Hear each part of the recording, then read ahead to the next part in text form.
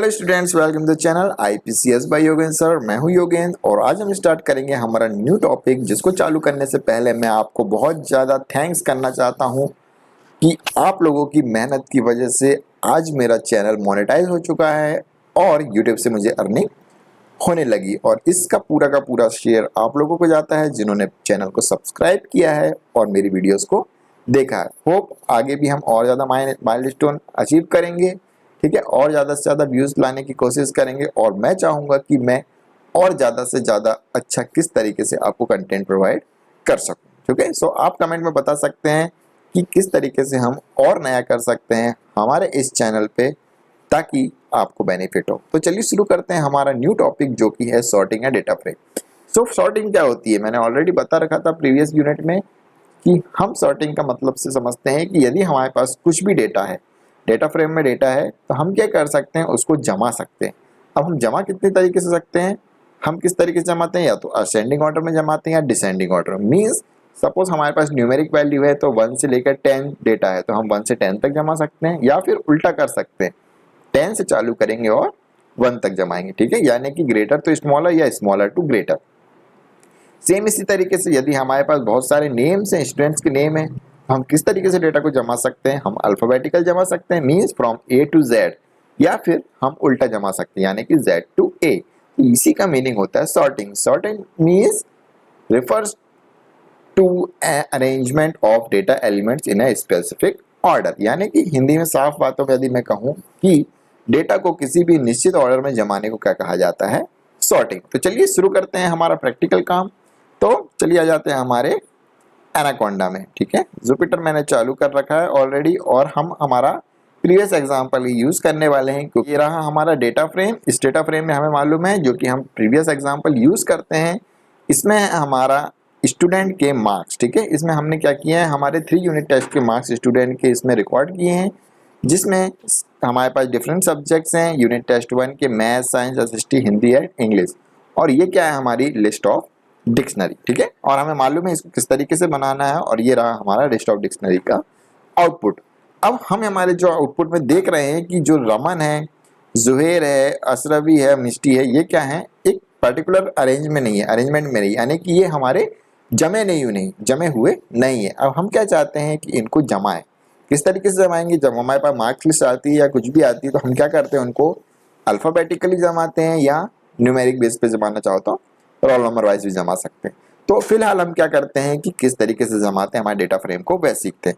सो यदि हमारे पास data frame रहता है तो हम 2 तरीके से जमा सकते हैं, असेंडिंग ऑर्डर या डिसेंडिंग ऑर्डर। तो चलिए शुरू करते हैं। इसका सिंटैक्स है, हमारा जो भी हमारा डेटा फ्रेम का वेरिएबल है उसमें क्या लिखते हैं, df.sort sort under score values, ठीक है। ये फंक्शन का हम यूज करेंगे हमारे डेटा को जमाने के लिए। और हमारा फंक्शन का क्या लिखेंगे, हमारा पैरेंथेसिस, ठीक है। हमने फंक्शन का हमारा मार्क यूज किया है, जिसको बोलते हैं पैरेंथेसिस मार्क। तो ये हमारा कौन सा फंक्शन है, सॉर्ट अंडरस्कोर वैल्यूज। अभी सॉर्ट अंडरस्कोर वैल्यूज हमारे लेता है 3 पैरामीटर। सबसे पहला पैरामीटर वह होगा कि हम किस बेसिस पे इसको अरेंज करना चाहते हैं। हम चाहते हैं कि मैथ्स के नंबर के हिसाब से जम जाए, हम चाहते हैं कि नेम के हिसाब से जम जाए। तो हम अभी क्या कर रहे हैं, नेम के हिसाब से जमाते हैं कि नेम के हिसाब से क्या हो, अल्फाबेटिकल जम जाए। हम क्या लिखेंगे, बाय, हमारे पास क्या रहता है, एक बाय नाम से हमारे पास एक पैरामीटर रहता है। हमने बाय इक्वल टू लिखा स्क्वायर ब्रैकेट में नेम, क्या लिखा, NAME नेम, ठीक है। अब हम इतना रन करेंगे तो क्या होगा, जो भी हमारा डेटा है वो किस फॉर्म में जम जाएगा, अल्फाबेटिकल फॉर्म में जाएगा। यदि हम नीचे का आउटपुट देखें तो क्या होगा, जो यहाँ पे सबसे पहले रमन था, फिर जुहेर था, फिर अशरवी थी, फिर मिष्टी थी, अब क्या हो गया, ये लोग अल्फाबेटिकल जम गए। सो देखो पहले क्या हुआ है, अशरवी का डेटा आया है, क्योंकि ए सबसे पहले आता है, देन मिष्टी, फिर रमन, और at the last we get Zuher, because Zuher comes with Z. Zuher किससे आता है, जेड से आता है, ठीक है। सो हमें क्या समझ में आया कि हम क्या कर सकते हैं, हमारे डेटा फ्रेम को अल्फाबेटिकल जमा कर सकते हैं, ठीक है। तो ये क्या किया हमने, अल्फाबेटिकल इनको जमा दिया, ठीक है।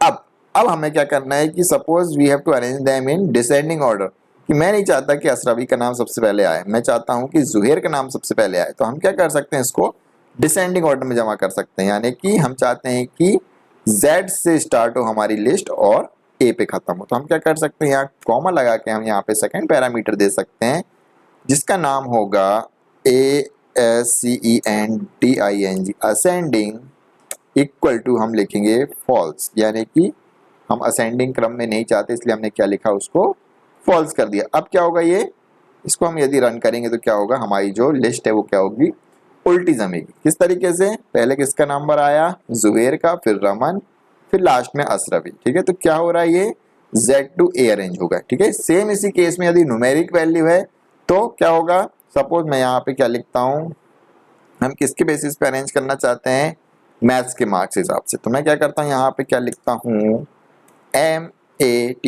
MATHS, ठीक है, मैथ्स लिखा। ठीक है, यदि मैं मैथ्स करके रन करता हूँ तो अब क्या होगा, यहाँ देखो क्या हुआ, जो नंबर्स हैं वो हमारे डिसेंडिंग ऑर्डर में जमा हुए हैं। ठीक है, क्यों, देखो 24, देन 23, 22, 21, 20 और लास्ट में 12। मीन्स जो सबसे ज्यादा नंबर थे उसके हिसाब से जम गया, मतलब सबसे ज्यादा अशरफी के थे तो सबसे पहले उसके आएगा, फिर जुबैर का, फिर अशरफी के, किसी और यूनिट टेस्ट में आए थे। तो क्या हुआ, ये हमारे मार्क्स किस हिसाब से जमे हुए हैं, डिसेंडिंग ऑर्डर में जमे हुए हैं। ठीक है, सेम यदि हम यहाँ पे हटा के या असेंडिंग इक्वल टू ट्रू भी लिख दें तो अब क्या होगा, हमारे मार्क्स जम जाएंगे किसके हिसाब से, मैथ्स के हिसाब से। ठीक है, अब मैथ्स के हिसाब से कैसे जमे, ये देखो, सबसे पहले क्या हुआ, सबसे कम मार्क्स आए 12, फिर 14, 15, 17, 18, 19, 21 एंड लास्ट में क्या आया, 24। तो ये क्या हुआ, असेंडिंग ऑर्डर में जुम गए। ठीक है, चलिए अब हम इसको थोड़ा और अच्छा कर देते हैं। ठीक है, यदि सॉर्टिंग हम कर ही रहे हैं तो क्यों ना हम पर्टिकुलर यूनिट टेस्ट की, हम चाहते हैं कि हमारे टेस्ट जो है वो जमे तो, पर क्या हो, कुछ पर्टिकुलर डेटा फ्रेम के हिसाब से जमे। तो हमने पर्टिकुलर डेटा निकालना सीखा हुआ है, क्या करेंगे, हम बनाते हैं DF UT1 नाम से एक वेरिएबल बनाते हैं और इक्वल टू लिखते हैं